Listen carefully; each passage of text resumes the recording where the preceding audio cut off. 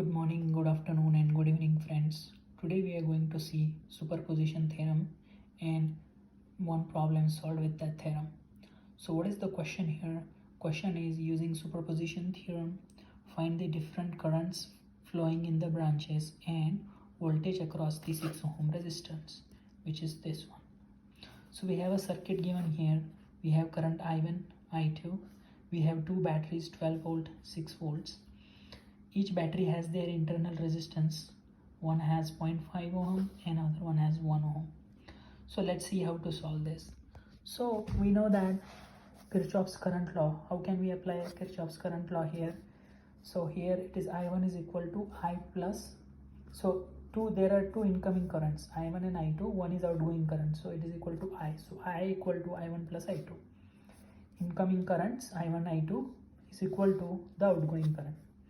So we know what is the superposition theorem. In step 1, what we do is remove the voltage source of 12 volt and replace it with 1 ohm resistance. So that is the superposition theorem's first step. If we have two voltage sources, remove the one and replace it with its internal resistance.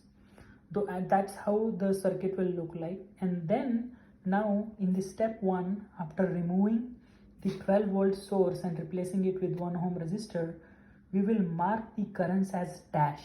Like if you see I dash, I1 dash and I2 dash are the branch currents for step 1, that is when 12 volt voltage battery is removed. So here if we apply Kirchhoff's current law, if you can see, if you apply Kirchhoff's current law, so there is one incoming current and two outgoing currents. So I1 dash is equal to I2 dash plus I dash. I1 dash is equal to I dash plus I2 dash. Now you will ask why the direction of I2 dash is changed here as compared to the original problem.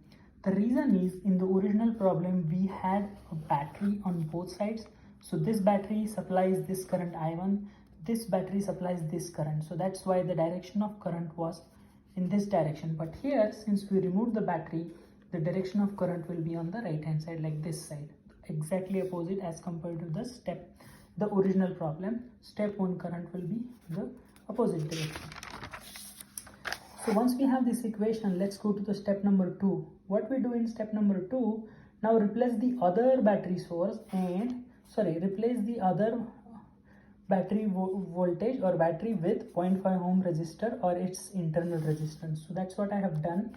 Initial, the 12 volt battery I have kept as it is, and now I have marked the current as double dash. Like for example, I1 double dash, I2 double dash and I double dash. So if you see here, the direction of I1 double dash is exactly opposite as compared to the original problem. Why? Again the same reason. Here battery is not present, so current is flowing in this direction and coming back to the battery. That's why I1 dash current is opposite, I1 double dash current direction is opposite as compared to the original problem. Now again I have said, or I have written here, what is double dash, meaning the currents in the step 2 or when we remove the 6 volt battery and replace it with 0.5 ohm internal resistance. Now here also by Kirchhoff's current law, incoming current is equal to outgoing current. So I2 double dash is equal to I1 double dash plus I double dash. So that's what I have written here. Now from step 1, we know that 2 and 1 resistance are in series. So here we see in the step 1, 1 ohm resistance and 2 ohm resistance, these are in series. So that will become 3. Now this 3 is in parallel with 6. So we can find out the equivalent resistance. So let's go there. So as I said, 2 and 1 are in series. So their equivalent is 3.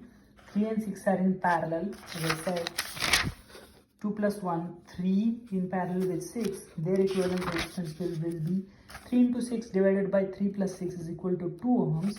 Now this 2 ohm equivalent resistance will be in series with 2.5 ohms. 2.5 ohms.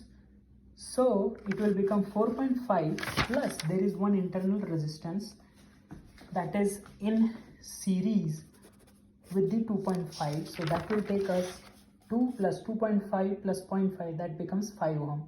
We have to consider internal resistance in the calculation. That is very important step. So that equivalent resistance becomes 5. Now we can find out the I1 dash current.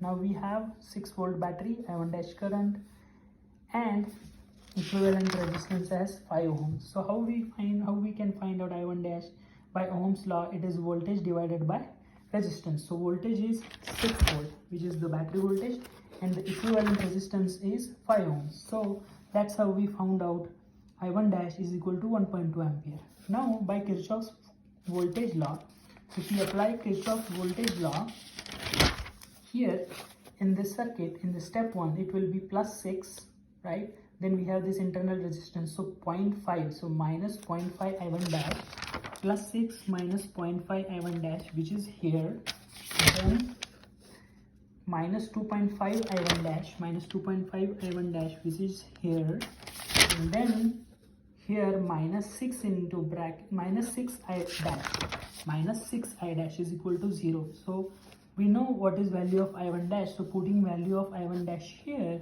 it becomes 6 minus 3 into 1.2 equal to 6 I dash. So we get I dash is equal to 0.44 ampere. So from equation 2, we know that I1 dash is equal to I dash plus I2 dash. So from that, we can find out I2 dash is equal to 0.8 ampere.